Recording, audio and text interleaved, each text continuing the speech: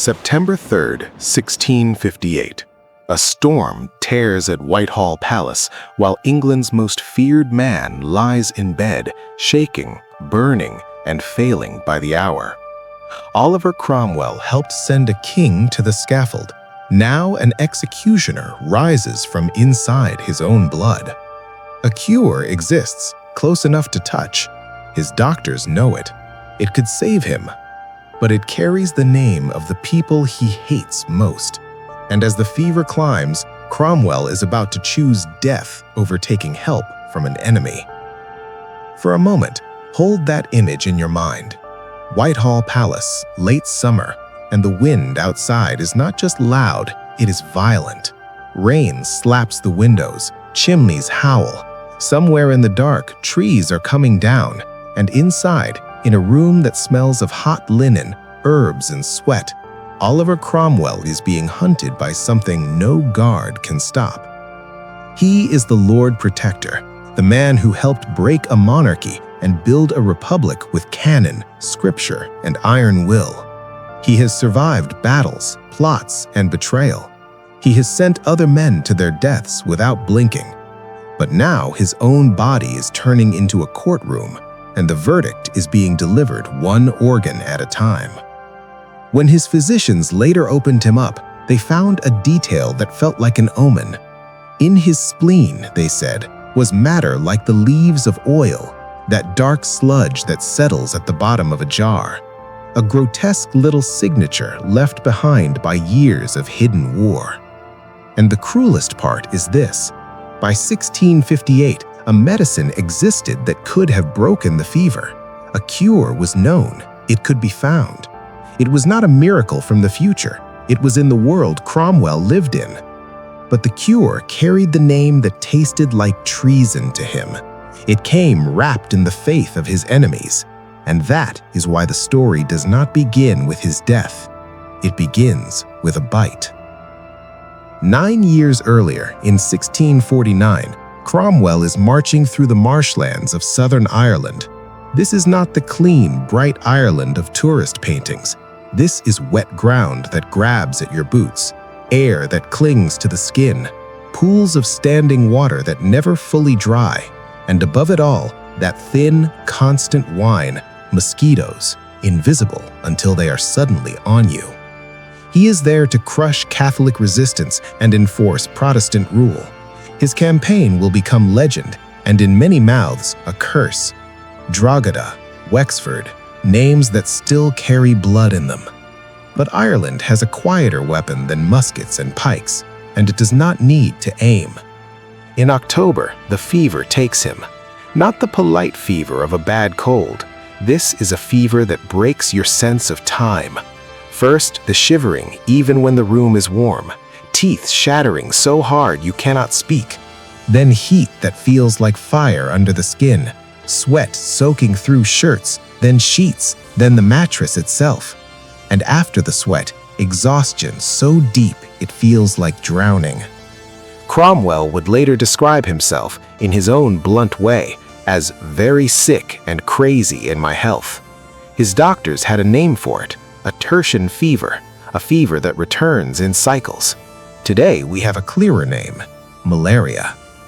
The parasite slips into the bloodstream through the bite of a mosquito, and then it behaves like an invader with patience. It does not just rush in and kill. It burrows, it hides, it learns your body. It makes your liver into a warehouse, your red blood cells into a factory. And the most frightening truth about it is this: it can wait. It can let you think you have won. For a while, Cromwell does what Cromwell always does. He keeps moving, he keeps conquering, he keeps working. But the disease stays with him like an unpaid debt, collecting interest. 2 years later, in 1651, it nearly cashes him out completely. Cromwell is in Scotland, campaigning, living on hard roads and hard decisions when the fever hits again, fiercer than before. He ends up in Edinburgh, trapped in bed, trapped in cycles, trapped in his own skin. It goes on for months, from February into June, long enough for rumors to thicken into fear. Parliament sends physicians from London, the best they have, and even that is a gamble because travel takes more than a week. Imagine that delay. The ruler of England, feverish and shaking, while the people who might save him are still on muddy roads, still crossing rivers, still days away. Cromwell himself wrote that he thought he should have died of this fit of sickness. He described an illness so violent that his nature, as he put it, was not able to bear the weight of it. Now picture the scene: a Scottish castle room. A man who had ridden into cannon fire, now reduced to a shivering, sweating wreck. Officers standing outside the door, pretending to talk about strategy while quietly doing the math of succession. Because if Cromwell dies here, the whole experiment might collapse with him. The physicians do what 17th century physicians do. They apply leeches, they purge, they bleed. They throw the full weight of tradition at an enemy that does not care about tradition. Somehow, unbelievably, he survives. But survival is not recovery. Recovery implies you return to what you were. Cromwell does not. By the mid-1550s, the cost begins to show. Foreign diplomats watch him with the cold attention of men trained to read a room for weakness. A Venetian ambassador writes in cipher that the Lord Protector looks pulled, that his health does not seem stable or perfect. That is a polite way of saying he looks like a man being eaten from the inside. Then comes the detail that makes it real. Cromwell removes his hat in greeting. The hand holding the hat trembles. This is Oliver Cromwell, the man who signed a king's death warrant without his hand shaking, the man who held together a nation by force of personality and force of arms. And now, at 56, he cannot hold a simple gesture steady. The tremor is not just age, it is a warning light, because the fevers still come, sometimes months apart, sometimes closer.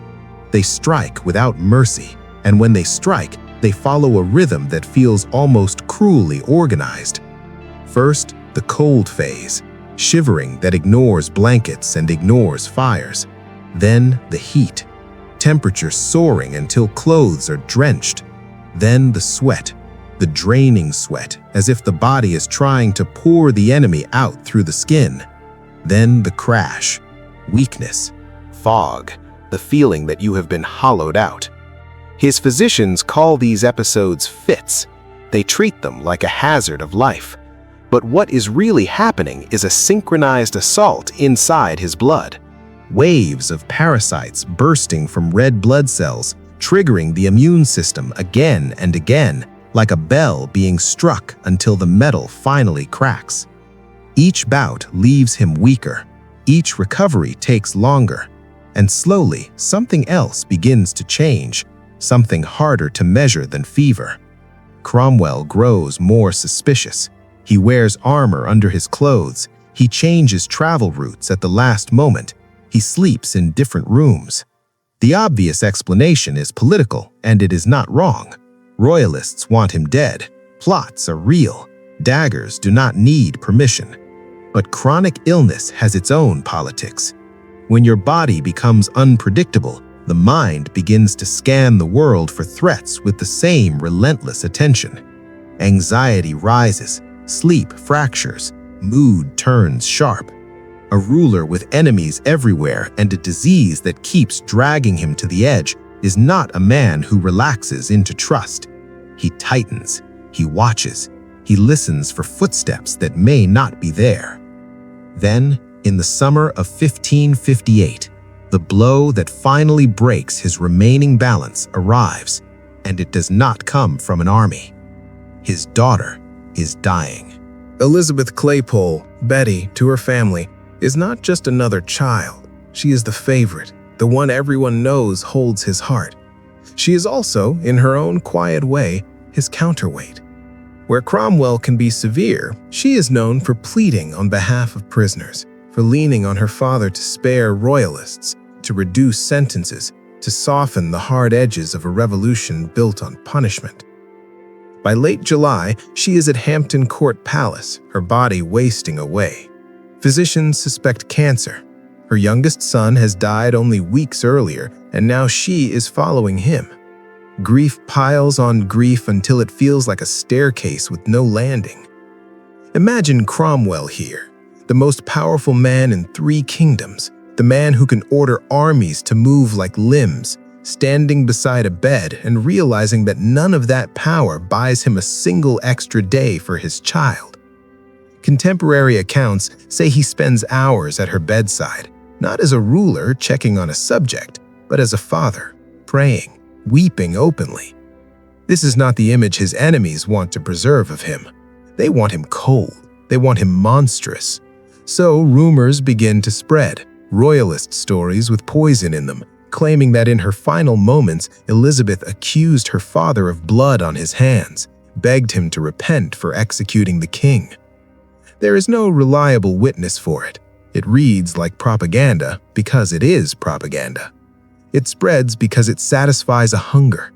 People want to believe that even Cromwell's own blood condemned him. On August 6th, Elizabeth dies. Her body is taken by barge down the Thames to Westminster Abbey, sliding through the same city her father rules, past crowds who do not know what to feel. Weeks later, Cromwell follows that same route on horseback.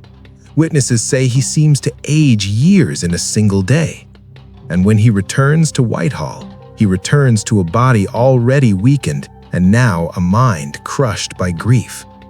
The disease that has been waiting inside him does not need to be invited back. It only needs a moment of weakness. Less than a month after he buries his daughter, Cromwell's final battle begins. It begins almost politely, as so many disasters do, with something the court has seen before. Gout, they say. The Lord Protector's joints swollen, the familiar ache that stalks men who eat well and live under constant pressure. In that world, gout is almost a symbol of success, proof that you have risen high enough to afford the table that ruins you. So, at first, the observers shrug.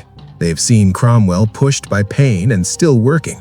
They assume he will push again. But then, the pattern changes.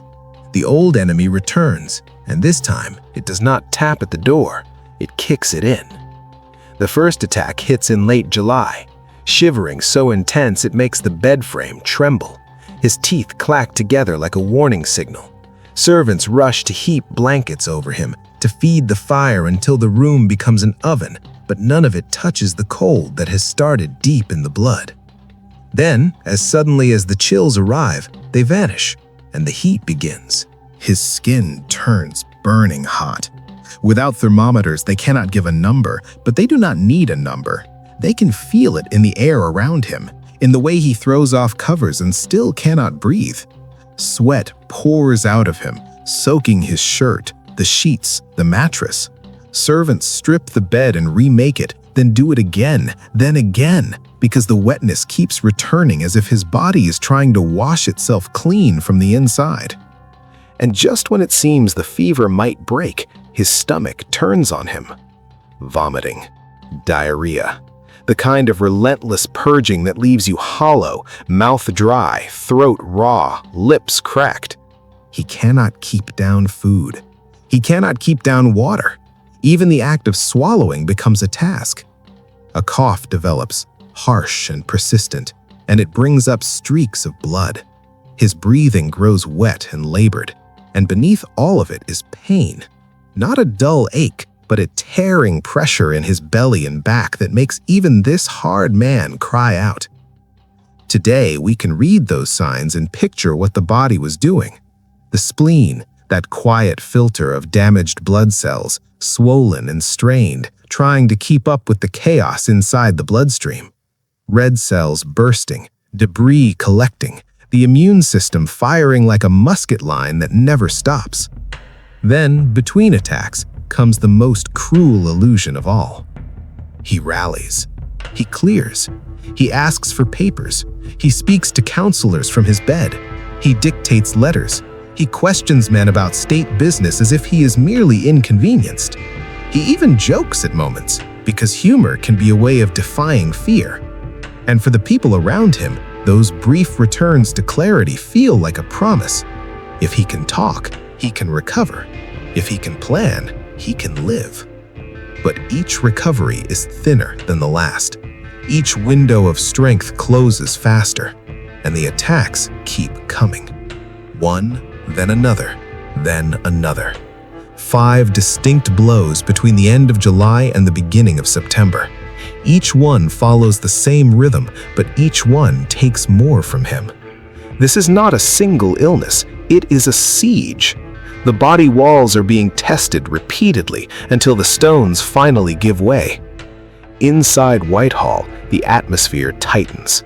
Courtiers whisper in corridors, messengers move quickly, decisions are made in half sentences, and the question no one dares to say out loud hangs over everything.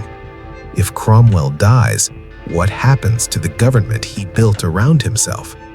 Because the truth is that the Commonwealth is not just an idea, it is a structure held together by one man's authority and one army's loyalty.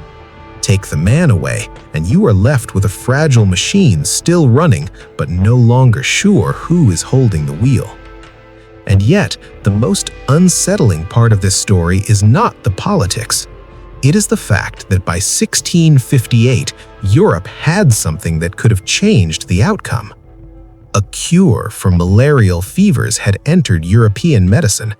Cinchona bark brought from Peru, famous because Jesuit missionaries spread the knowledge through Catholic networks.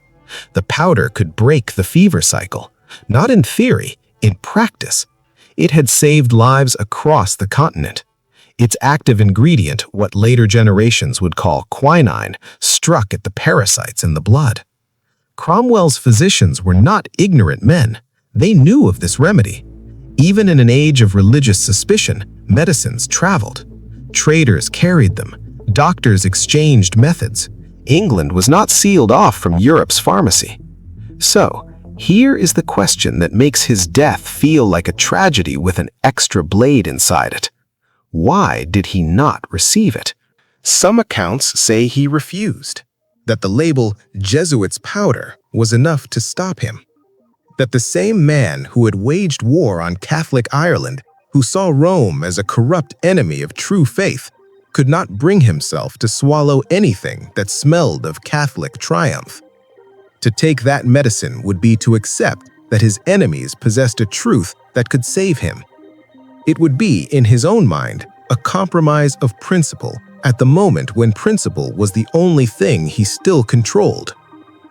Other historians push back on the story. They say it may have been shaped later, polished into a moral lesson, a way of making Cromwell look stubborn or foolish or punished by his own hatred. They point out that not every medical record clearly states the powder was offered. But the hard fact remains. He did not get it. Whether he refused it, or whether his Protestant physicians hesitated to prescribe it, or whether they simply did not act fast enough, the result is the same. A disease that was becoming treatable was allowed to run its full course through the most powerful body in England. By September 2nd, the people closest to Cromwell can feel the end approaching, even if they do not speak it. His valet, Charles Harvey, stays near the bed. Harvey records words and prayers, not as propaganda, but as a witness trying to hold on to something while the room turns into a waiting place for death. Cromwell is not ranting, he is not begging. He is, in his own severe way, preparing. At one point, when he is offered something to drink, he answers with a line that lands like a stone. He says he is not set on drinking or sleeping. He is set on making what haste he can to be gone. He knows. And yet, even with that acceptance, his mind keeps reaching for meaning. Not because meaning will save him, but because meaning is what he has built his life on. He prays. He calls himself unworthy. He calls himself an instrument. He speaks as if his life has been a task assigned by God, a job he has tried to do with flawed hands. And then he touches the thing that haunts him, the way the nation is split in its judgment. Some, he admits, have valued him too highly. Others would be glad of his death. He is not blind to his reputation. He understands that for many, he is a liberator. For many others, he is a tyrant. For half the country, he is the man who shattered order and dared to put a king on trial. And in that last stretch, as breath grows shallow and the fever returns, something unexpected happens. He prays for his enemies, not for their victory, but for their souls. He asks that those who want to trample him, who want to grind him down into dust, be forgiven as part of God's people too. It does not erase what he did in Ireland. It does not wash away what he did to Charles I, but it shows a man still fighting in his own mind to shape how his life will be understood. Then the calendar turns into a symbol. September 3rd is not just a date, it is Cromwell's date.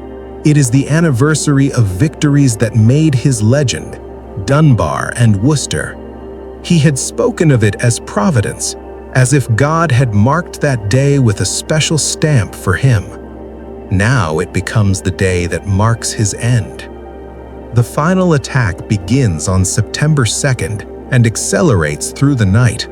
The fever does not merely climb, it overruns him. The delirium grows. His words become broken, then scattered. Witnesses hear fragments about God's will, about England's future, but the coherence fades as the heat reaches his brain. By the afternoon of September 3rd, the room is crowded with the kind of quiet that does not feel respectful. It feels terrified. Men who would command regiments are suddenly helpless, watching a body fail in ways that no discipline can correct. Sometime around 3 o'clock, the records vary on the exact minutes, Oliver Cromwell dies. 59 years old, 5 years as Lord Protector, 15 years as the central force of a revolutionary state. And in that moment, the republic he held together begins to loosen, whether anyone admits it or not. Outside, the storm is still raging. Wind lashes the city. Roofs come loose. Trees are thrown down. London is battered by weather severe enough to become folklore. His enemies claim the devil has come to collect him. His supporters say God is mourning. The simplest explanation is that storms happen, but human beings do not leave drama unused. The gale becomes part of the story because the timing is too perfect for people to ignore. The next morning, before the city fully wakes, physicians begin the autopsy. They open the body that once carried armies and laws, and they go searching. Rumors are already spreading that he has been poisoned. In a state where plots are constant and fear is currency, poison is the first explanation people reach for. But what they find is not a dagger hidden in the blood. It is damage. Signs of intense inflammation, lungs heavy with fluid, which explains the wet coughing, the struggle for breath. And then the detail that makes the disease feel tangible even to men who cannot name the parasite: the spleen. They describe it as filled with matter like the leaves of oil, thick and dark, the kind of residue that settles and stays.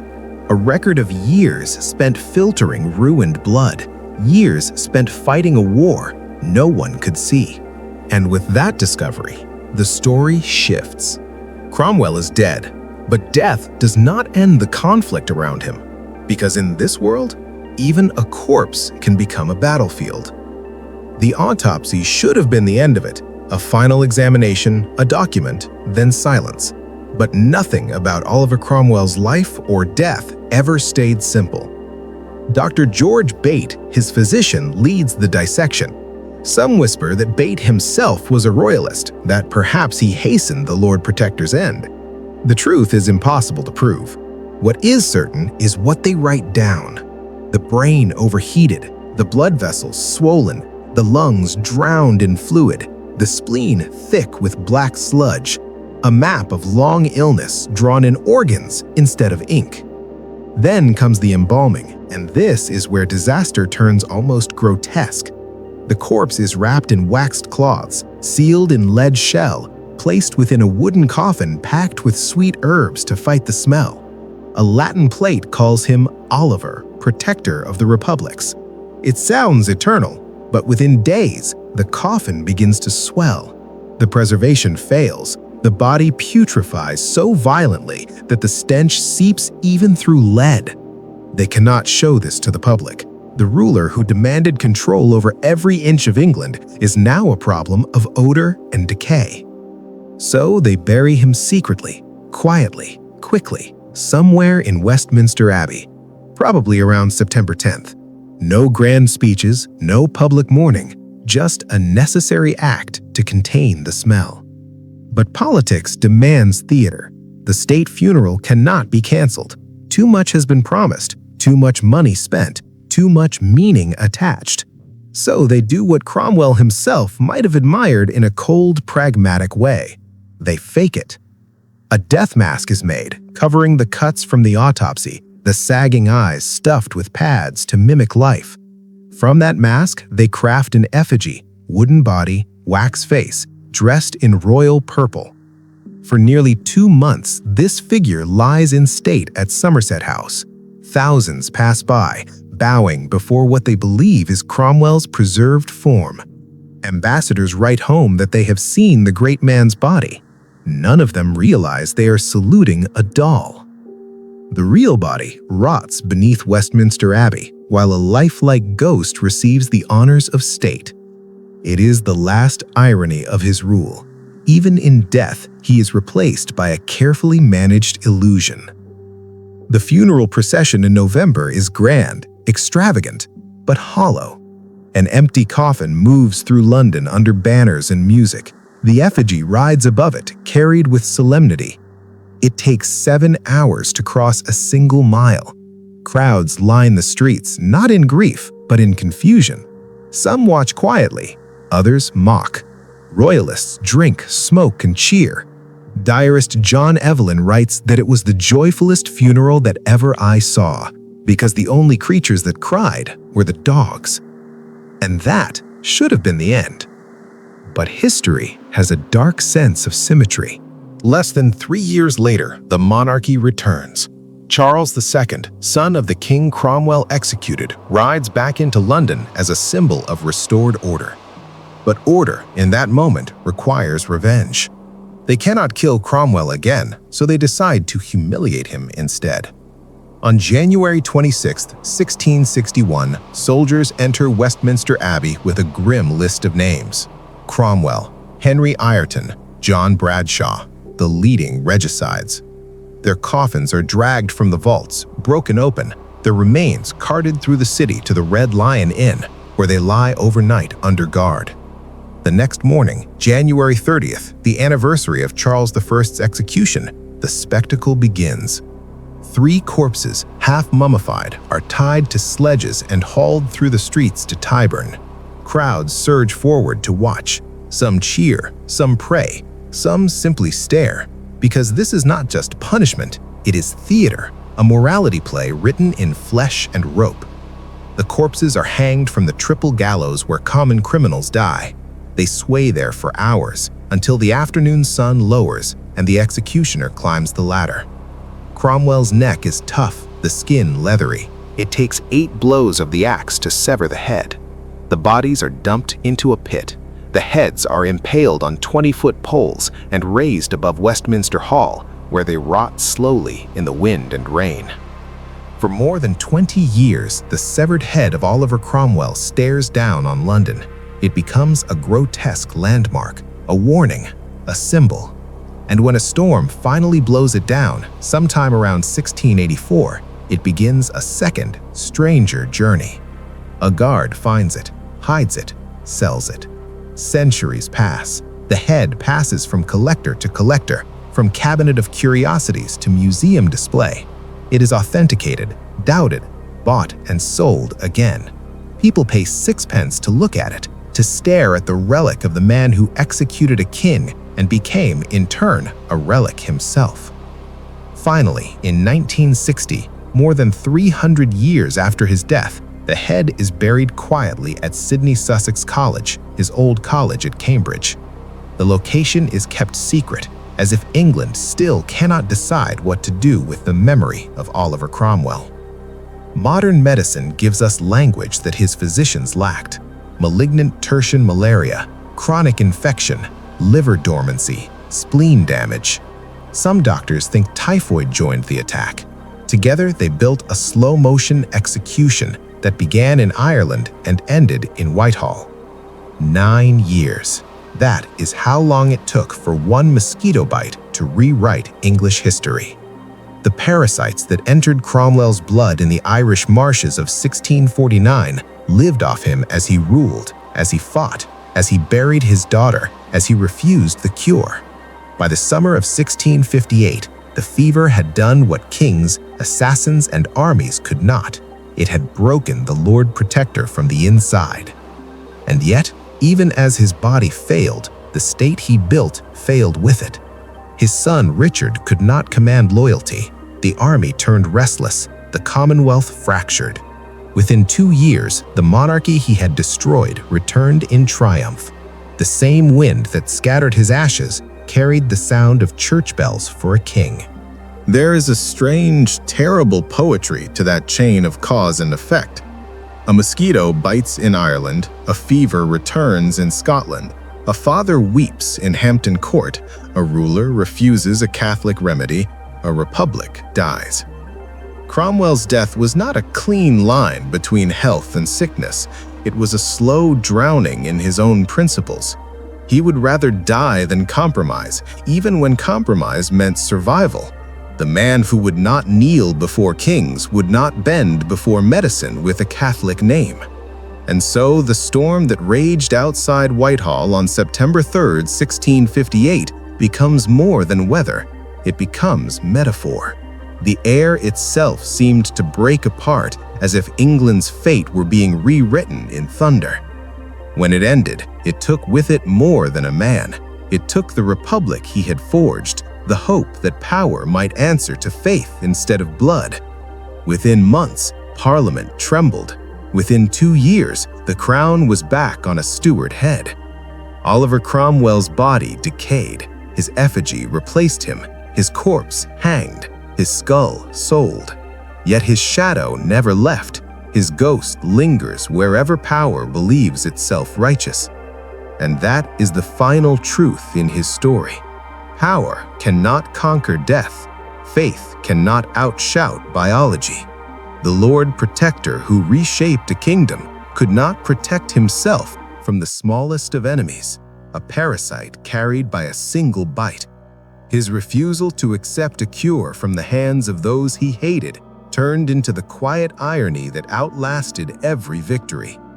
The man who executed a king died of his own unyielding belief. And the storm that night, real or imagined, sounded less like mourning and more like history closing a door.